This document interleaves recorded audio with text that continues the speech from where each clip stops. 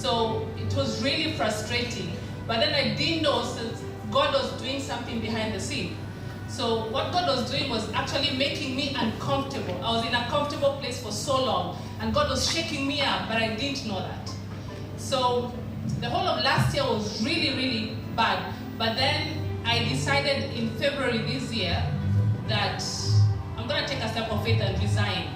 And everyone started looking at me and they're like, are you crazy? Your husband is not working and you're resigning. And then I brought my daughter as well. So people started thinking like we are nuts. But I told them, I can feel God telling me it's time. And that time also I had approached Pastor last year and I told him, I want to resign. He told me not yet. So in February this year, he told me, go ahead, you can resign. And I went ahead and gave my resignation. And when I did that, my boss literally just got crazy with me and was like, why are you leaving the company? Why are you resigning? I just told him it's time for me to go.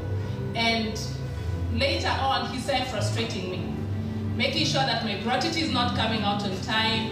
I've already resigned, I've given the 1 month notice, it's not being approved, like I'm just hanging in there. I even went into overstay in April, like literally 3 months of notice.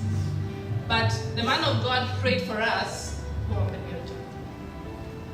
and he told us that God had spoken to him from the book of Joel for my family, and that was Joel 2 from verse 25, and it says, and I will restore to you the years that the locust has eaten, the cankerworm and the caterpillar and the palmworm, my great army which I sent among you, and you shall eat in plenty and be satisfied, and praise the name of the Lord your God that has dealt wonderfully with you, and my people shall never be ashamed. And you shall know that I am in the midst of Israel, and that I am the Lord your God, and none else. My people shall never be ashamed. So when Pastor gave me that word, we took it again in faith, but then we couldn't see anything because I didn't have a job. I was even planning to start doing some small business to keep us going, because my husband had gotten a job somewhere, but they disappointed him, they were not paying him. So basically, like, the devil was really on our case. But the Lord came through. Amen. And he came through in a major way. Amen. During that time when my boss was delaying me, sometimes we are praying against a delay, but the delay could be for your good. In April, when my boss was still delaying me and I'm going into overstay, that became a miracle moment. Hallelujah. A company that is a competitor called me, and they're like, Beata, we understand you've resigned. I said, yes. They're like, can you send us your CV? At first I ignored them because I wasn't so sure if I want to work anymore. What do I want to do? So I went ahead, and after 2 days they called me again and they're like, Beata, we asked for your CV. Can we see your CV? So I told my husband, I think these guys are serious. So I sent the CV out to them. Within a week they called me. During that time of April, when they called me, I went for the interview to meet the MD. So at first my husband was like, why are you going to meet the MD straight? I was like, I don't know. But at the place before I entered, I called Pastor and I told him, pray for me. He told me, don't worry, you've already gotten the job. We won't even started the interview. So when I went to see the MD, I had a 2-hour meeting with him. It was not an interview, it was more of a meeting. We finished the interview or meeting, and he started showing me around the office and showed me my office. And I'm like, wow, something is happening here. I came back, I informed the pastor, we prayed again. He just told me, Beata, you have the job. But then after 1 week, they call me again and they're like, you have a panel interview. So I'm like, I thought I had a job. Why the panel interview? And my husband told me, maybe the boss doesn't want to be seen like he just picked you up. Let other people also have proof that you're really worth the case. So I went for the panel interview. Again, I had favor. One of the first guys that I met in the panel was a Nigerian guy, and he started communicating with me. So it ended up not being an interview, it became a conversation.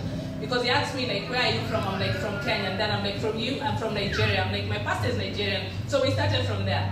And then I started telling him I'm a born again Christian, I'm here, you know, like his style like that. So again, 2 hours with them, they told me they'll call me back.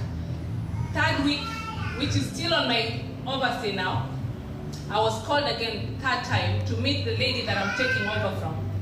She was the final person to say if yes or no. They finished, and that was on the 30th of April. I got a confirmation that I have the job. Give Jesus a praise! Hallelujah! Same day, 30th of April, I had sent by faith my papers for attestation in the UK. They came back same day. Just immediately after I left, I got a phone call that your papers have arrived. Same day, 30th, my boss called me from the UK and he told me, now we are cancelling your papers. You can go. So you see, the delay was for my good, because on the same day that I got my confirmation is the same day that my boss now cancelled me. So I was cancelled, and then on the 2nd, I went and signed my offer letter, which is better than where I was. Glory. I'm in a senior position. I have 2 days off. I've always wanted to be in the women's ministry, but I've never had Now you are there now. Hallelujah. Now I'm able to join them full time because I have 2 days off. I have a lot of benefits that I didn't have with the other company. And the best thing ever is when it's got time, everything just flows. I have one of the best MDs. He's British. He's been working with me, checking what I need to do, what I need to be required. I have to be trained some of the things because I wasn't doing them. But he's like, we have to make sure that you get it right because we want you to stay. We've been informed a lot about you. So my encouragement to you people is this. One of the things that I do in the church is I'm in the media ministry. I'm the vice president to Deacon Don. And one of the things that I do is I work on the posters for the church. Anytime you see a poster, it's me who's done that.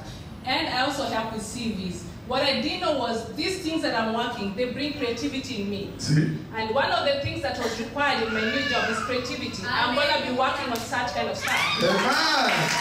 Glory. Glory. So when you're being called by the pastor, like join a service somewhere in the church, you never know, it might lead you to something great. That's it. So, Are you just looking? Are you just looking? Is that you glad? Is that you glad? Are you just looking? so that's my testimony. The Lord has been faithful. I just came back. I'm on visit visa as I prepare my paperwork. But I can say that the Lord has been amazingly faithful to me and my family. 2 weeks ago, we were standing here, the three of us, my husband, my daughter, and I, without jobs. And I was telling God, what a shame. But I remember God said, there's no more shame, because that's what the man of God said. You know? And I need to carry out that testimony. So I am just here to say again, thank you, I got my gratitude. Yes, he refused to pay me my April salary, but I told him, bless you. To God be the glory. One thing, sir, before I finish, my boss, my old boss, told me that now at your age, who will give you a job? Oh, he's in the wrong side. And then he told me, I wish you well in your retirement. Oh. You see what I mean? You see how people reason? Yes. Amen? She has been written off Yes. by her boss. Yes. But God said, no, I have not written you off. Are you just reading? Is that you off your head? Praise God. Yeah, so for me, my final word, you want to say? Praise God. The only thing I want to encourage you is listen to your man of God. Like, they prophesy into our lives. Sometimes it might delay, but it's called God has some backups. You know, he has a greater plan for me. If I had gone immediately, if I had insisted on leaving, I could have missed out on my gratuity. I could have missed out on this opportunity. And like I said, it's a very senior position, and I'm really glad for what the Lord has done for me. And I'm grateful again, Papa, because you've been always there for me, always encouraging me. God bless you. There's something we call in Nigeria, jump and pass. Yes. In Nigeria, we say jump and pass. The lady here, jump and pass. You'll be jumping and passing. Yeah. All the days of your life. Hallelujah. Are you just clap? Is that you clap your hands? Glory to God. This is permanent. In the name of Jesus. Your daughter is going to get a big job. You are going to get a big job. Do you believe that? It's coming to pass. I see you. God bless you. God bless you. In terms of Thanksgiving, you're supposed to come with a Thanksgiving for what the Lord has done. I've already done that already. The media is aware about it. So just in case you don't see me putting an envelope, Yes. I've already done that. She did it with the media. Yeah. God bless you. God bless you. Any other testimony? I'm not talking. Somebody has a testimony here. Somebody has a testimony here. Where is that? Where is this? Who is that person now? Come now. Okay. Tell us. Praise God. Yeah, as Beata she said, when Pastor calls you and prophesy, he has done his work. What will work for you is your faith. Do you have faith? Our sister, same testimony. When Mama said, "Come, we pray for jobs," she came here. Operation receive the offer letter. Yes, Operation receive the offer letter. And apart from that, she had a temporary place she was working on a visit visa. And that place, the boss told her, if I have to confirm you, you have to do something for me. Scratch my back, I scratch your back. God punish the devil. So she stood on her belief. Yes. She knows it's wrong as a Christian. She said no. She was fired. She resigned. So she went back. She doesn't have a job. The visa is about to expire. And she has refused a better offer, which is in the kingdom of darkness. But God was testing her. After that, she went for an interview. The first one, she got an offer letter. The second interview, a different company, she got an offer letter. Now, she has gone for a third interview in a third company. She got an offer letter. An offer letter is coming. So now, God has bombarded her with so many offer letters. Now she's asking, which one should I choose? Praise God. This is God for us. Amen. Operation, offer letters are reign in our lives. Hallelujah. She wants to thank God for that, for Mama, for Papa, and for the CPC family for praying with that. God bless you. God na helele. God na waya. God na helele. God na waya. Nobody be like man. Nobody be like man. Oh, one man. God na helele. Oh, God na helele. You know, let me tell you one thing, child of God. When I came to this land in the year 2000, by the grace of God, 19 years this year in Dubai, UAE, I got to know something that made me, I began to pray. Because I come to see the system here. The system is one kind. It's a good system, but it does not favor not everybody. I got to understand that if you don't have a job, you can't stay. For you to stay in this land, you must have what? A job. That made me to pray for the church every day. Because of that, because of this single thing, I always pray for you people that you must not lose your job. That amen is too small. I pray for you every day that you will not go home frustrated. Because that's what I see here. People go home frustrated. They go home just like that. Some of them, they go like mad people. It will never be your portion in this church. In the name of Jesus, you will always have a job. Hallelujah. Give him praise now. So thank God for Baba Lisa. Welcome. God bless you. Here is Baba Lisa. You're welcome. We thank God for a safe journey to and fro. Those of us who travel and came back, God bless you so much. Jesus loves you. Hallelujah. Remember on Sunday we're having a fellowship in another. Please join us in another Ramada Hotel, Sharjah. We start our service by 7 p.m. to 10 o'clock, sorry. And what we do there is more of prayer. Here we don't do much prayer. There we do prayer. So those of us who are in another, please take that opportunity to come and pray. A praying church is a powerful church. A praying man is a powerful man. A praying woman is a powerful woman. If you don't pray, you can't receive. So please, it's time for us to pray, because more especially here in this land that we live, it is prayer that sustains us and moves us forward. For us to keep moving, we need to constantly pray. It's a consistent firing. Be on your face. We must not be on the defensive, but we must be on the offensive, praying all the time. Because anything that happens to a man, there is a power behind it. And if you don't pray, you can't move on. And thank God, He gave us the weapon of prayer. So please come and join us and pray. And the Lord will bless you in Jesus' name. Remember on 30th, we are going for evangelism in another.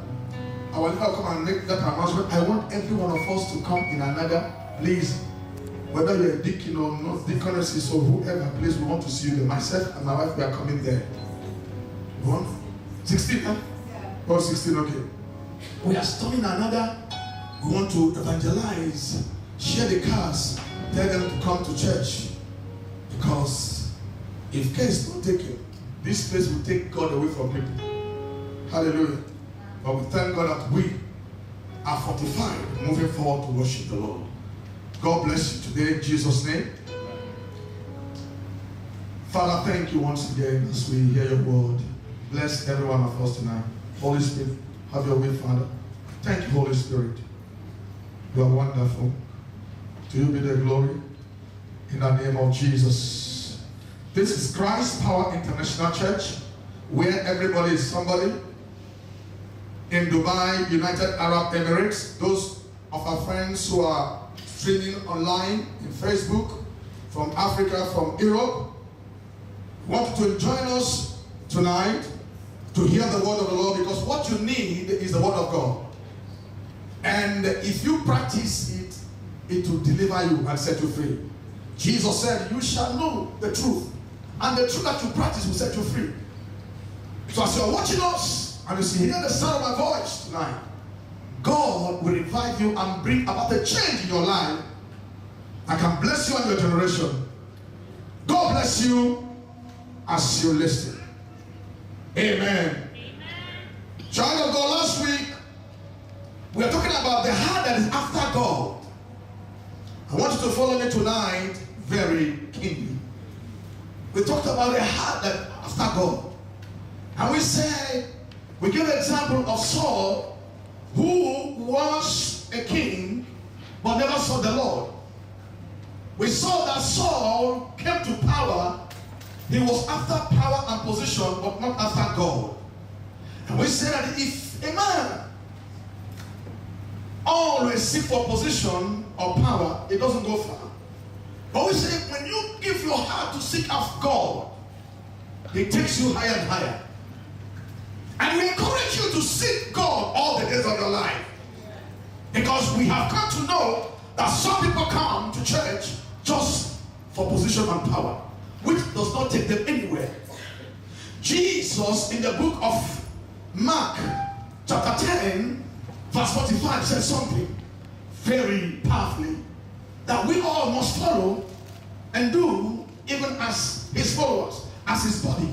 He said, for even the Son of Man did not come to be served, but to serve and to give his life a ransom for many. So Jesus did not come to serve, but he came to serve. He was a servant leader. He taught us. And we all must follow Jesus to serve in the kingdom, in the body of Christ. You have your talents. You have your gift. But don't bury your gift like that servant who went to bury his talent. Train it. How to train? Serving God. You have a testimony my sister shared here with her husband. Amen? It is what she was doing for the Lord that gave her that job. Amen. Praise God. What she was doing in the church is what gave her that job. Are you a singer? You never can tell where you can be. If you join the choir and be, consistently seeking God, not with the wrong motive, but with the right motive, worshiping God, giving glory to Almighty God, He will take you to a place where you never imagine your life. Amen. So we encourage you, young man, young woman, stand up and serve God.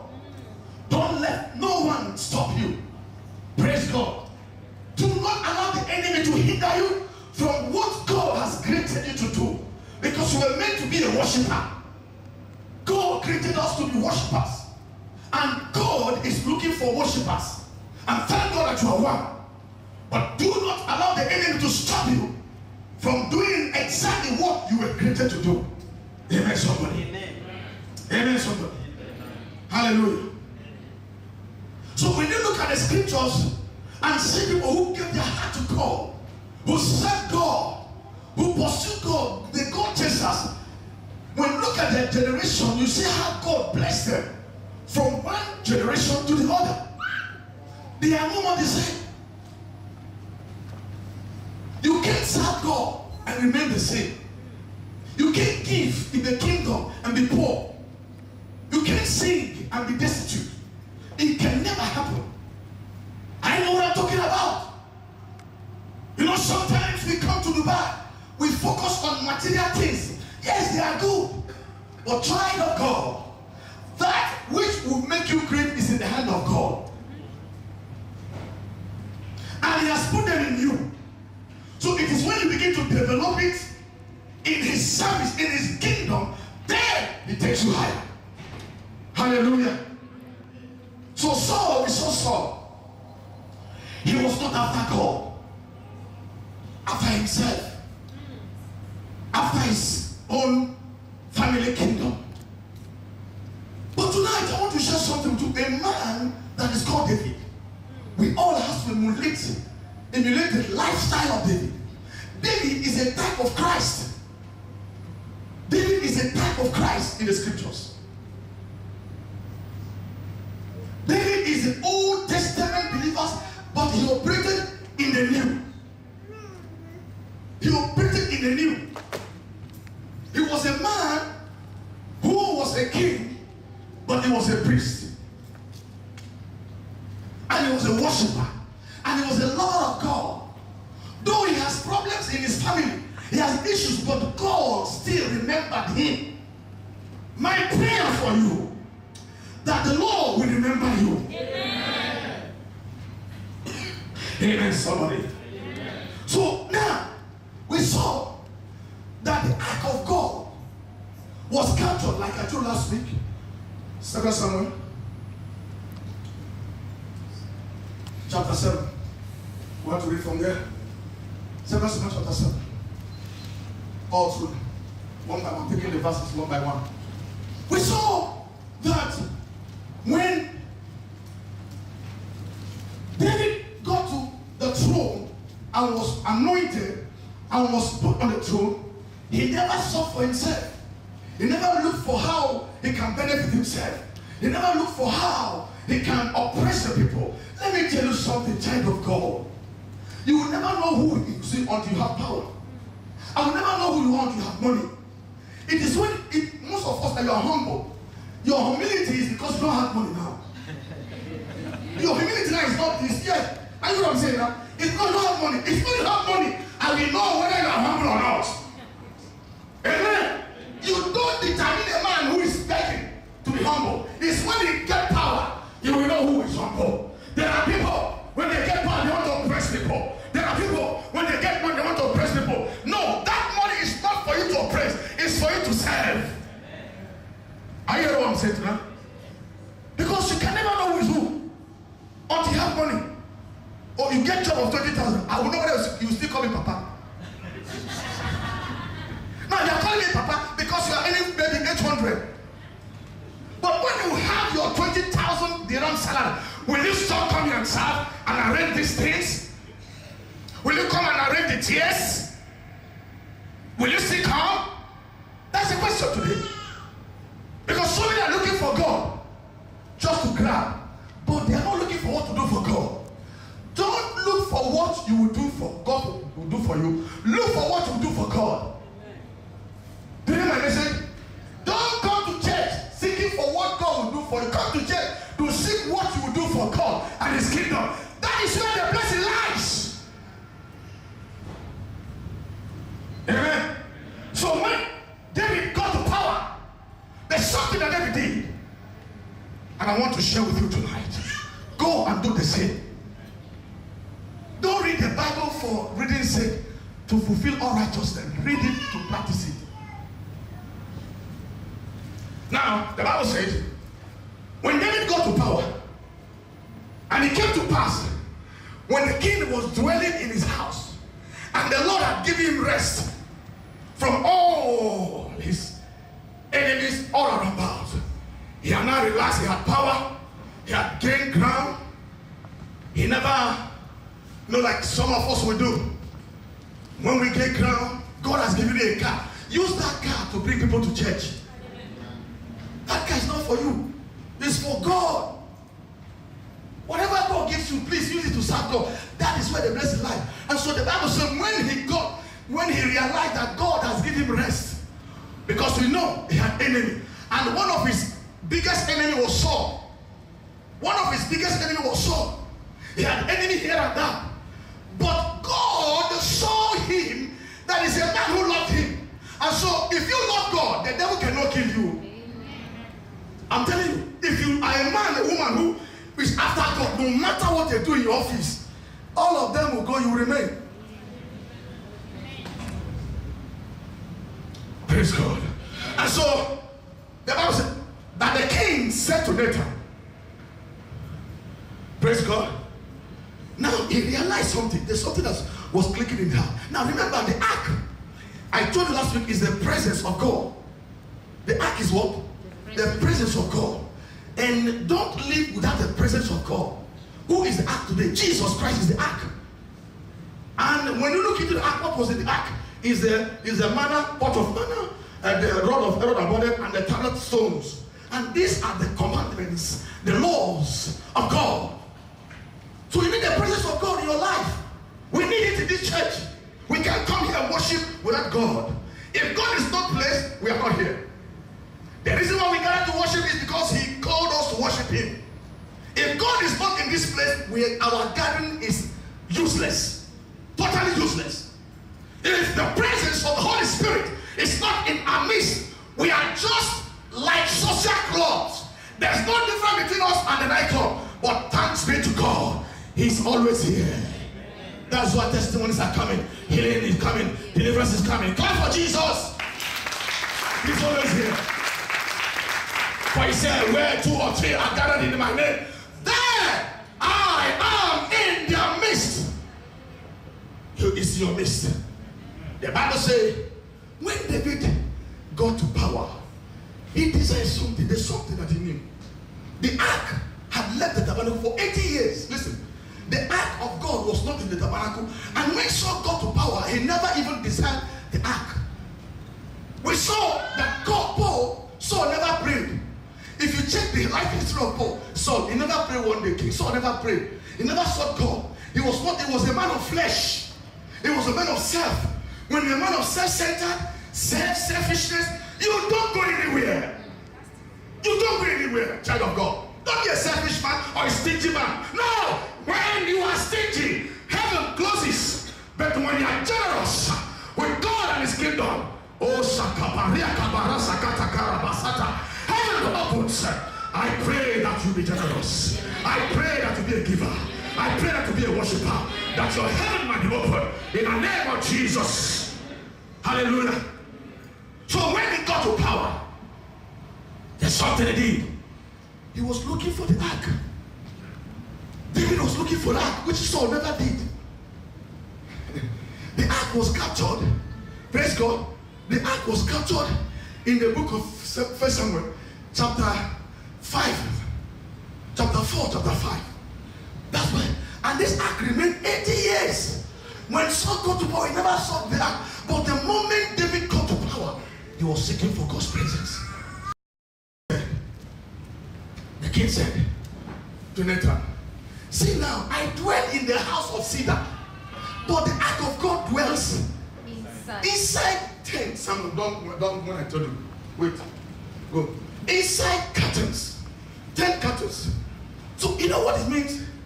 What so David say here? How can I live in a house of cedar, but the presence, the ark that carries the presence of God is staying in the tent? No, I have to do something. This single thing changed God. I will show you one single act of this man that blessed his generation to 300 years. Is in the Bible. I studied well. I got my study well. Amen. Because of this single heart, they had God. Do you have God in your heart? Do you want to know Jesus?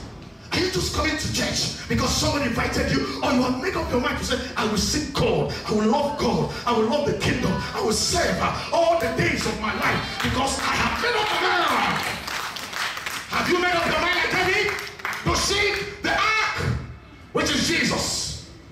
The ark is Jesus. Some of us are coming to church, no Jesus, no Holy Ghost, no Bible. No, don't be empty. One of the worst things that can happen to a believer is being empty.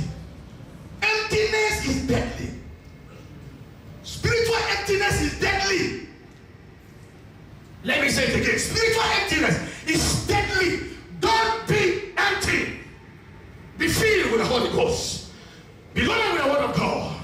Because what brings internal confidence is the Word of God. There's a Holy Ghost confidence come in you when you have the Word of God. When you pray in the Holy Ghost.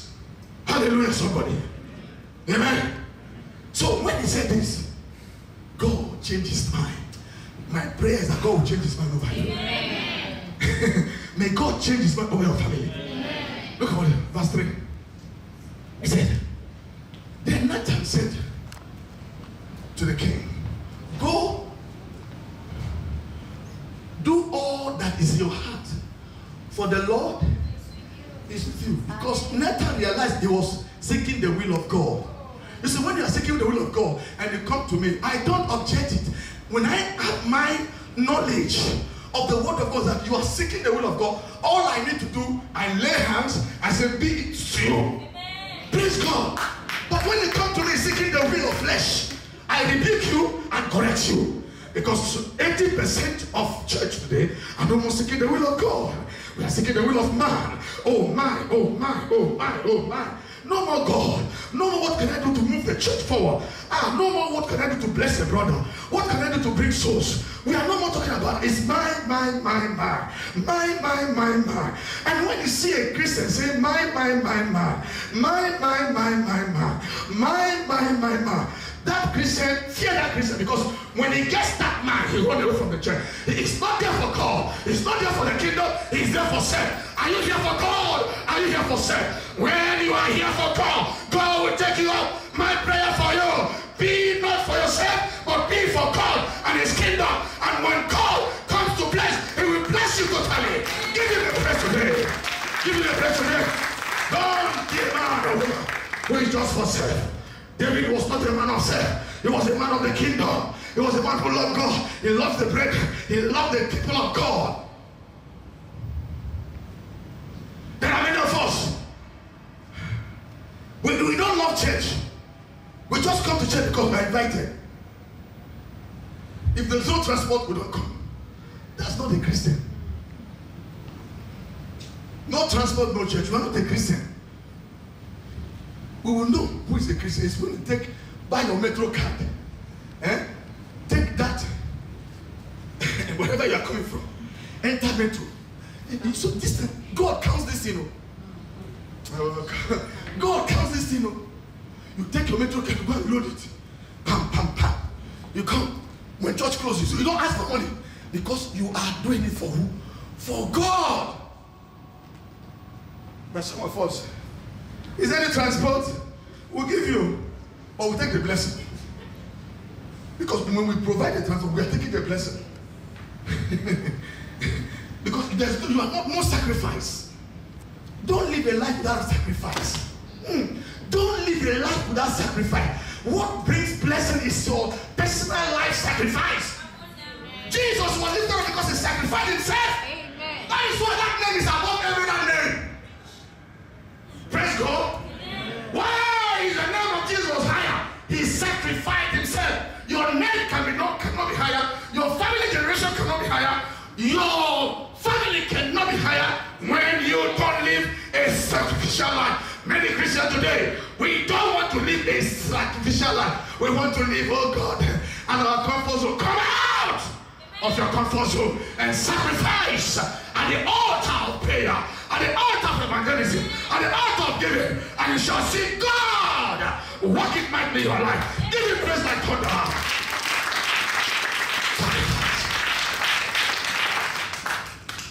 That is what he did.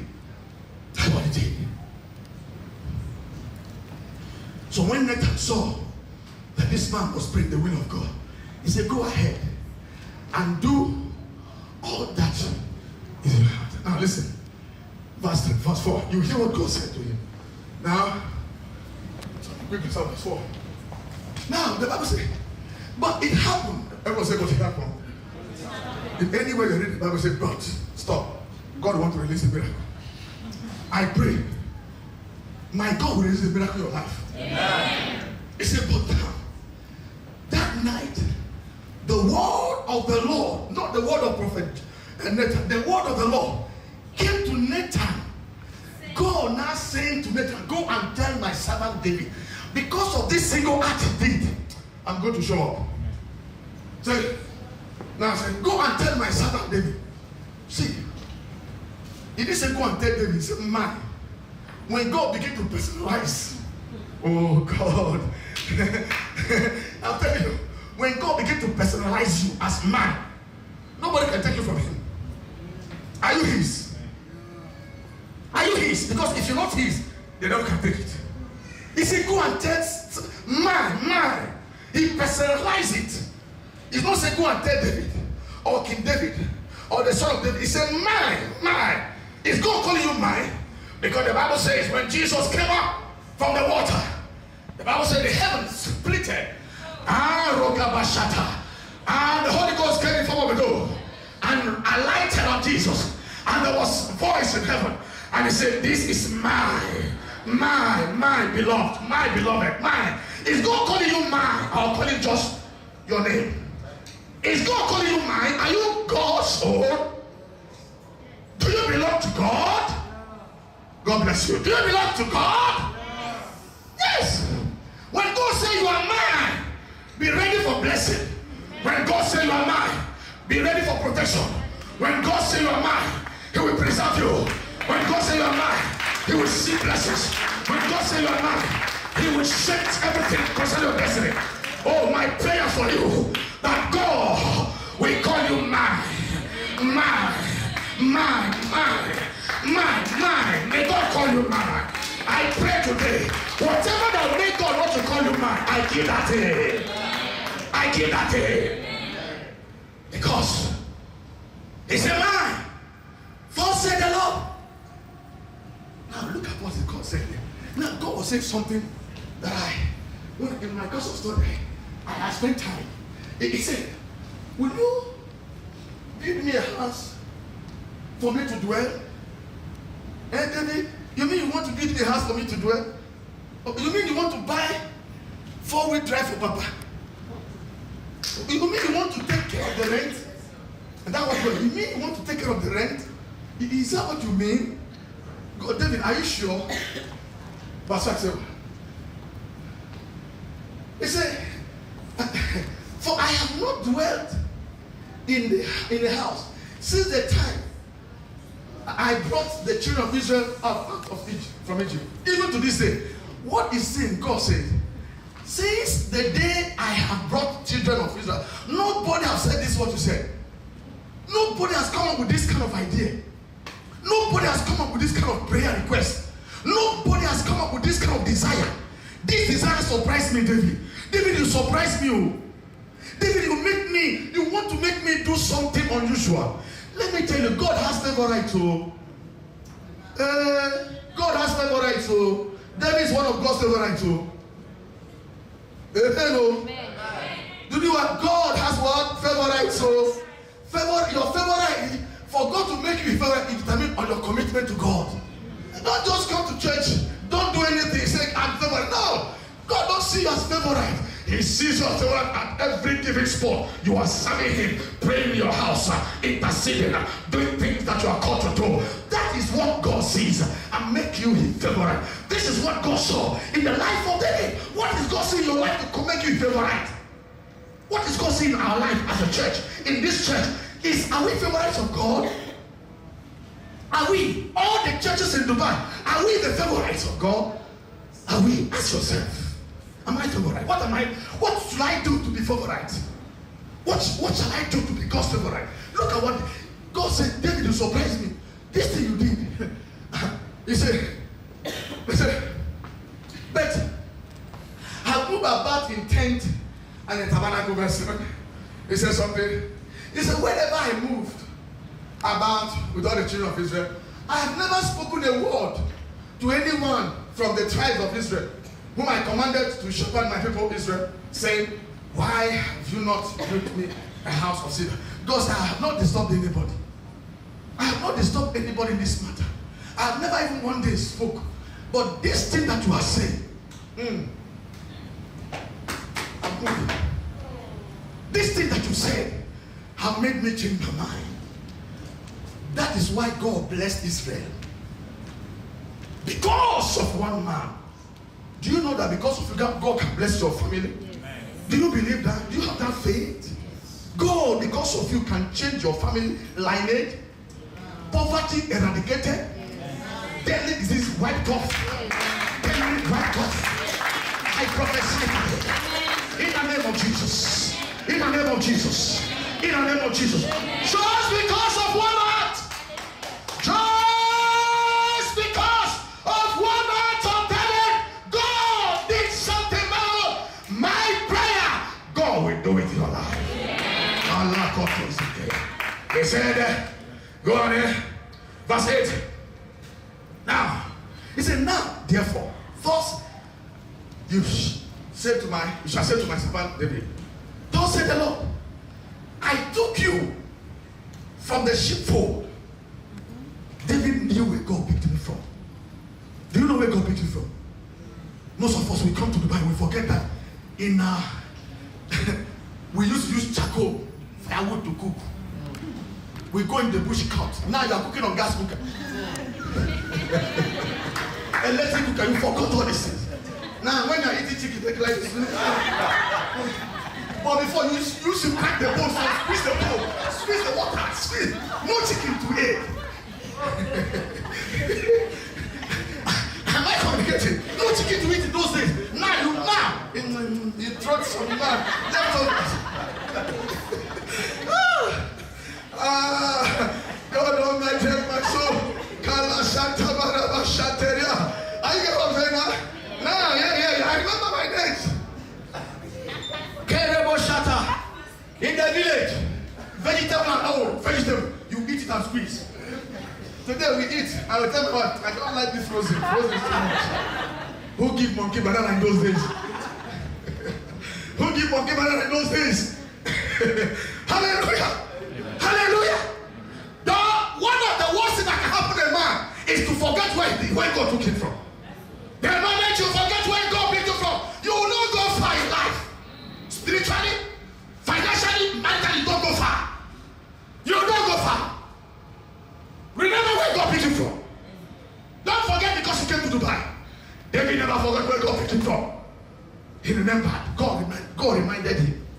You know, some of them we don't want to be reminded where God picks from. We don't want because of pride now. We are working God justly. You know, don't remind me. No, we have to remind you because arrogant want to kill you. Yes. You want to die arrogant. I want to remind you where you came from. So that you can come down. If not tell you where you came from, arrogant will destroy you. Am I communicating today? Yes. Yes. We have to tell you.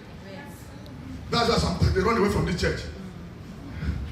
Many that are running away from this, they know it because the word is hard. They say, Papa, too much, you are too much hard. I say, if I don't hard, you will be destroyed. I have to be hard but loving. Papa, too much, the message is too much hard. No, it's for you, God.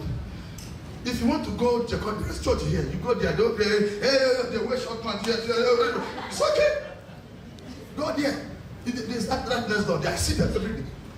You see short pants. So when they come, they will do like this. They will go to the mirror. I say, why are you doing like this? You saw it. You came. I said again. When they come here, they run away. Because they know that you are dressing godly. Your godly dressing is pushing them out.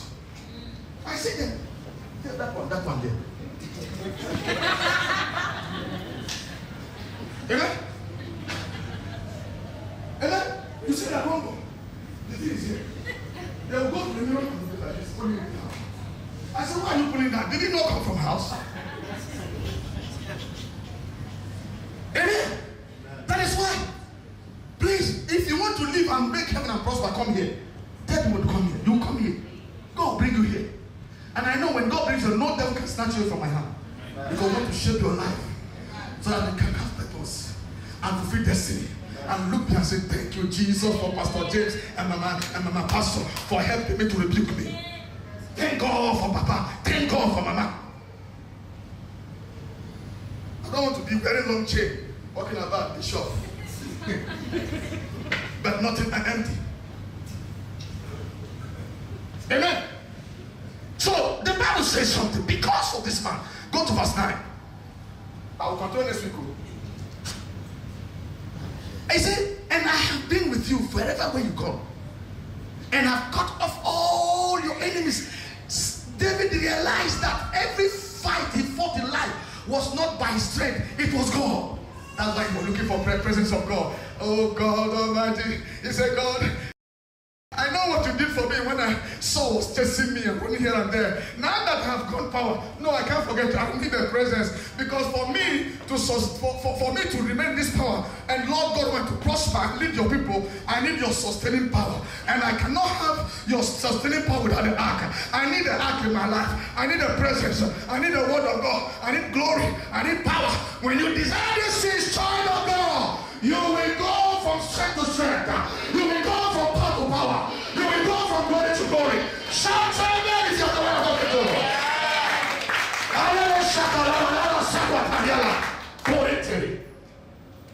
He said, we're good. He said, moreover, I will appoint. Now, the God is not releasing the blessing. First of all, he's not releasing the blessing not on David, but on the people. Because, see, let me tell you one thing. If I'm living an unholy life as a pastor, you'll be in trouble. Because when God wants the blessings from the pulpit to the people, that is why every pastor must know how he lives his life. Every genuine pastor called by God must know how he or she lives his life. Because I'm not handling mobiles. I'm handling people. You know mobile, I can throw mobile away, but I can't throw you away. This mobile, you are not mobile. I know what I'm saying now. This mobile, if I don't like, I can throw it away, but I can't throw you away because you are special to me and to God. So for me to lead you ahead, I need to conduct myself with integrity, power and glory, holiness and purity, so that you can see something in me to live. That is why Paul said, follow me even as I follow God. So what will you see in me to come to God if I'm living unholy life? That's why God will judge pastors who are living unholy life. We have the strict judgment of God. If God will punish you one, he will punish me 10. Why? Because he believes that he has given me that authority, that power, position to lead the flocks. So it's my duty to lead you to God, not to myself, to Christ. Pointing you to Christ. Follow me if I must follow Christ. In this church, you will not miss it. I assure you, in this church, you will not miss it. You will never miss it. Lord for Jesus, man. You will never miss it. You will never. I'm saying you will never miss it.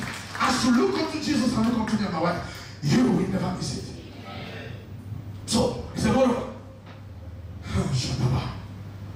No, put he said, I will appoint a place for my people in Israel, and will plant them, because of what you see now. Blessing has come now.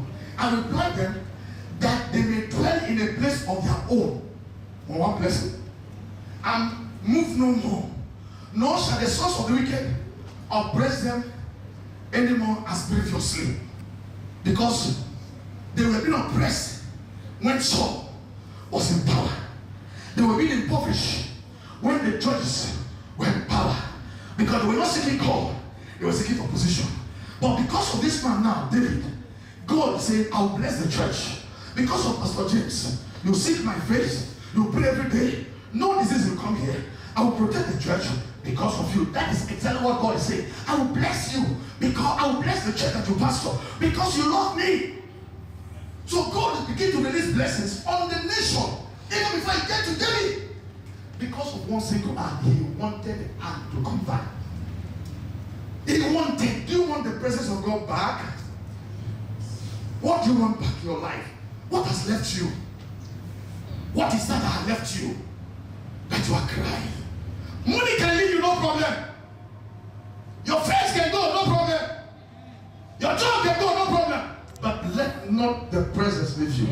That is why David said, Lord, take not thy Holy Spirit from me. You can take anything from me. Let them go. But God, one thing I know, don't take your Holy Spirit, because when you take it, I'm a captive. When you take it, I become a prey to the devil. When you take it, I'm dead. When you take it, I can't control anymore. And heaven will be in question when you take it. I just want the presence. I just need God in my life, God. I need your word. I need you, Lord. I don't need anyone. Jehovah, I'm connected. As long as I'm connected to you, no matter the devil, I know I will progress. Amen. That is what David was saying. And that's what God has want to say today. Amen, somebody? Amen. Am I talking to my people? Verse 10 said what? Verse 11. He says, at that time, I commanded judges, you see, to be over my people Israel. And I've caused you to rest from all your enemies. Also, the Lord tells you that he will make you a house, number one. Now, after God released the blessing for the nation or the church, he now came to David. And I'm going to show you now a man that was seeking the presence. He said, I will make you a house. Look at that. Bible says, I will make you. Not I will build you. You see the English there? Eh? Eh? You hear it? Yes. I will make you a house. Did you say I will build you a house? You will become an embodiment of power. You will become an embodiment of glory. I will make you. I will make you a house of power, a house of glory, a house of riches. It will be in you. I will make you. I will make you. I will make you. God, I will make you. It is I will build you. I will make you. I will make you. I will make you. When God says I will make you, it means not house. God is not talking about house. He's talking about your personality, your family. It's I will make you a great man. I will make you successful in your business career. I will make you great.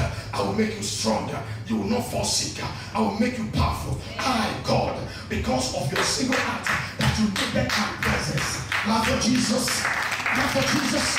Love for you. He said, I'll make you. Not I'll build you. I'll make you a house. I'll make you a house. I'll make you a house. I'll make you a house. God said, I'll make you a house. God said, I'll make you a house. I'm closing. I'm continuing this week. Verse 12, we close. He said, verse 12 said what? Thank you, Father. He said something here. When God said, I'll make you a house, God now came. God did not stop there. The Lord said, when your days are fulfilled, do you know what it means that your days will be fulfilled? Means you will not die untimely. A man that sees God does not die cheaply. Let me tell you, God will not allow the enemy to mess you up when your heart is for him. God will not allow the enemy to mess you around when your heart, when you're a giver, you have a ministry, and your ministry is blessing the world. How can God allow the devil to mesmerize you, to make fool of you? No. No, God won't allow. He said, when your days are finished, I will protect you, I will guide you, I will make sure that you fulfill your destiny. And then at the age of, David died at the age of 80-something. He lived. He reigned for 40 years. He saw God's glory. He saw God's protection. He saw God's victory. He saw power. He saw all. You can't see them without Jesus in your life. You can't see God's glory. You can't see God's power. You can't see eternal blessing without Jesus in your life. Jesus is the starting point. Therefore, if you are here and you are not giving your life to Jesus, don't go, because this lesson I'm going to count next week will not be for you. It's for those who are giving their life to. He said, and when your days are fulfilled, means I will bless you, you will live, you have gray hair. You will see your children. You will see your great grandsons. And then when that time is come, the reason why I will allow you to die is because physical death is inevitable. You will die. Okay? But you'll be with me in glory. And you rest with your fathers. He said, I will set up your seed. One singular. I will set up your seed. Not seeds, seed. He's talking about Christ here now. It's because of what David did. God said, now Jesus is coming from the lineage. This single act. In verse 2, that's why he says, not seeds. Because you know, David has so many children. But God is talking about Jesus here now. I will make your seed. I will set up your seed after you. Someone say, I will set up your seed after you. There's a seed in you. There's a seed in you. If you are here, you are the firstborn of your mother. Can you stand? Firstborn, you are the one who opened the womb. Firstborn, yeah. Firstborn, man or woman, firstborn. You are the firstborn of your mother. You open the womb. Me, I'm not the first, I'm second. Now, see, we will pray for you. Because there's a battle, the forces that fight firstborn. The forces that hinder firstborn. It will not be your portion. Amen. There are fights you must fight. Because if you look at firstborn, amen, sometimes the younger ones overtake them. Check it in your family. Many firstborns, the younger ones overtake them. You see, firstborns, the younger ones overtake them. But in this place, you will overtake them. Amen. Sit down, we pray for you. Bro, time. He said, I will set up your seed after you. Who will come after your body? And I will establish his kingdom. I will establish, because I, not they, I will establish his kingdom. Now, this is spiritual, this is physical. So God was talking about here. Also, we see Solomon here coming out. We see Solomon coming from this place. We see Jesus coming from this place. Why? Because of one single act. Child of God, make up your decision tonight and say, I will be for God, I will serve God. And see what the Lord will do. Shall we stand? Are you blessed tonight? Clap for Jesus. Next week, I want to continue from this place. I thank God for you. I bless the name of the Lord. If you are here tonight, you have not made up your mind for Jesus. You say, God, I have come to know that if I don't know Jesus, you will not set up my seed. I need your blessing. Your hands and say, Father, thank you for speaking to me. Lord, by your grace, set my heart to seek you. Pray in the name of Jesus.